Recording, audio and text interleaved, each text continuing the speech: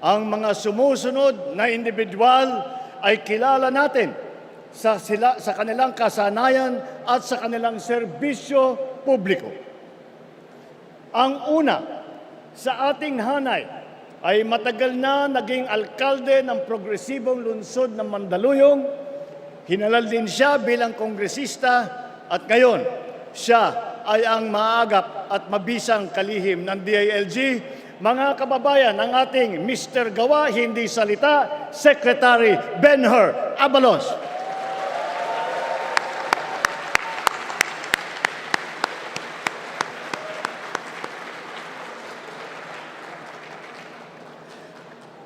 Ang susunod naman ay sumabak din sa Kongreso.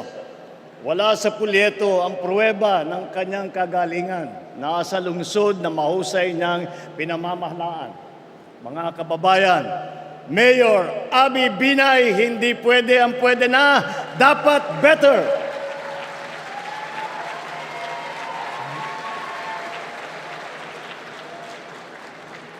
Ang susunod naman po ay kinikilala po natin na kumpanyera.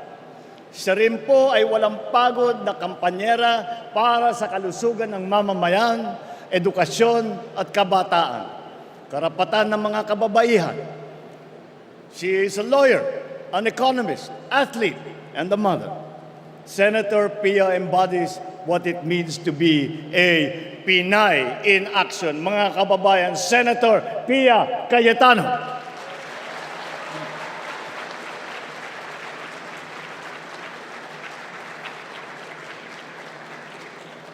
Ito naman ay isang officer and a gentleman na tapat at buong tapang na naglingkod ng lampas 5 dekada sa taong bayan.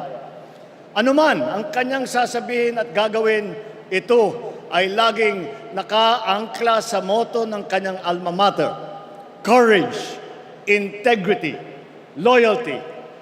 Isa po siya sa tunay na nagsasabuhay sa mensahe ng aking SONA. Ang tama ay ipaglaban, ang mali ay labanan. What is right must be kept right.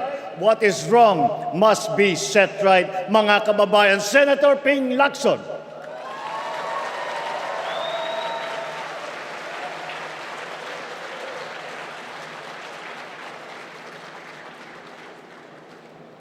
Sanay ring mamabatas ang susunod sa ating lineup.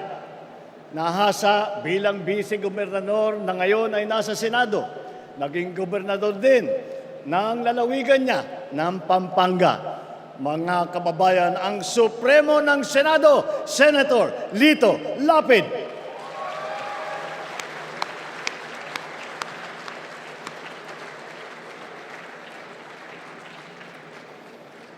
Ang susunod na tagapagtaguyod ng ating bandera ay siya nang yatang pinakamatagal kong kakilala sa hanay na ito. Siya ay walang iba kundi ang aking kapatid, ang aking atay, si Manang Aimee. Nasa dugo na po namin na manilbihan sa kapwa at ang pagmamahal sa bansa. Naging kongresista, gobernador at senador. Sabi rin nila, prangka daw siya. Pero ito ay pagiging prangka sa pagsabi ng totoo at ang pagkikiling sa tama. Sa kanya, sigurado ang kanyang Aimee solution. Mga kababayan, kasama din po natin si Senator Aimee Marcos na naunahan na ang mga ibang senador at busy na nagkakampanya at hindi makarating ngayong araw na ito.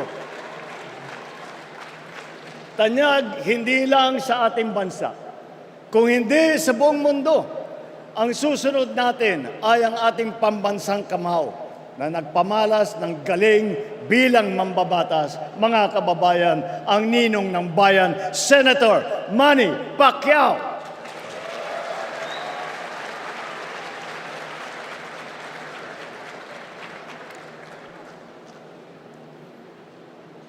Kilala naman sa marami niyang ginagampanang papel sa iba't ibang larangan. Pero ang pinakamahalaga ay ang pagiging lingkod bayan. Vice-gobernador, gobernador, pinuno ng ahensya ng gobyerno, senador, talaga namang action star sa pelikula, action din sa tunay na buhay. Mga kababayan, Senator Bong Revilla.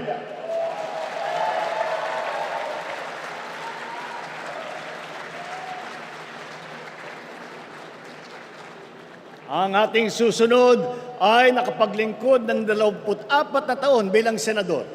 Kasama natin sa paglalakbay tungo sa maaliwalas na bukas. Mga kababayan, hindi na po nangangailangan ng introduction ang dating Senate President Tito Soto, maaasahan ng pamilyang Pilipino.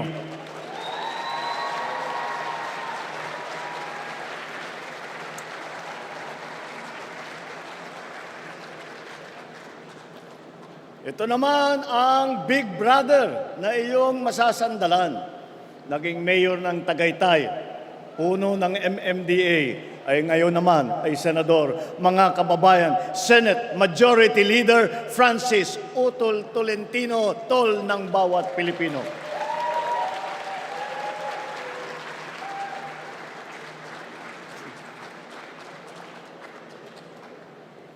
Ang susunod kong ipapakilala sa inyo ay isang public servant na noon ay madalas kong masabihan na ang ama ng saklolo.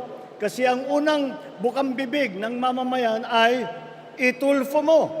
Nanihilbihan bilang kalihim ng DSWD na ngayon naman ay membro ng Kongreso. Mga kababayan, Congressman Erwin Tulfo, kakampi ng inaapi.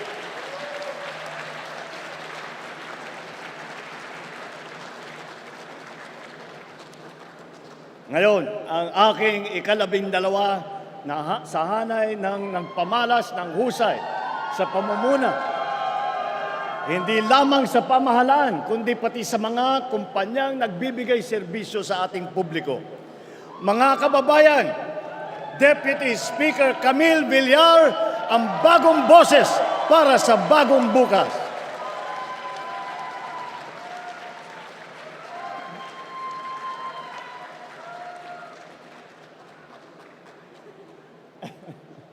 Ika nga, may kanya-kanya tayong abilidad para mapabuti ang ating bansa. Ngunit, kung tayo ay sama-sama nagbubuklod, mas mapapadaling matupad ang ating mga adikain para sa isang mas magandang bukas. Nasabi ko na rin dati na marami tayong sanay at hasa sa serbisyong publiko. Hindi na po ito bago sa atin. Wala po sa ating hanay.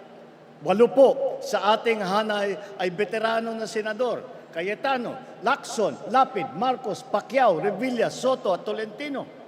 7 ang may karanasan sa Kongreso. Abalos, Binay, Cayetano, Marcos, Pacquiao, Tulfo at Villar.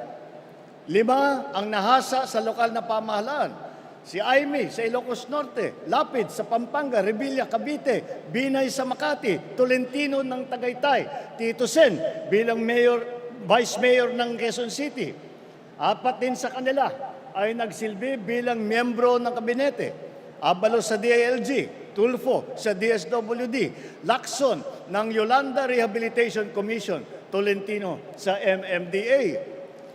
Pagdating naman sa geographical representation, 2 ang tiga Mindanao, Pacquiao ng Bukidnon, Sarangani at Jensan. At si Erwin naman ay lumaki sa Davao Oriental at sa Sulu. Bukod pa ron, ang unang Vicente Soto ay naging senador ay taga Cebu. Ang nanay naman namin ni Aimee ay 100% Waray. At ang 3 malalaking rehiyon ng gitnang Luzon, Kamaynilaan at Timog Katagalugan ay may boses sa ating kupunan. Mga kababayan, sila po ang lineup ng alyansa.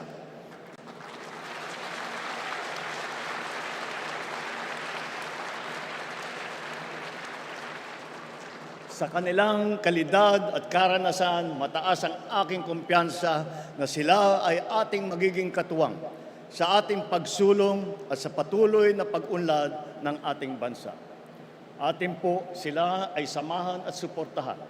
Mabuhay po kayo, mabuhay ang ating lineup, mabuhay ang bagong Pilipinas.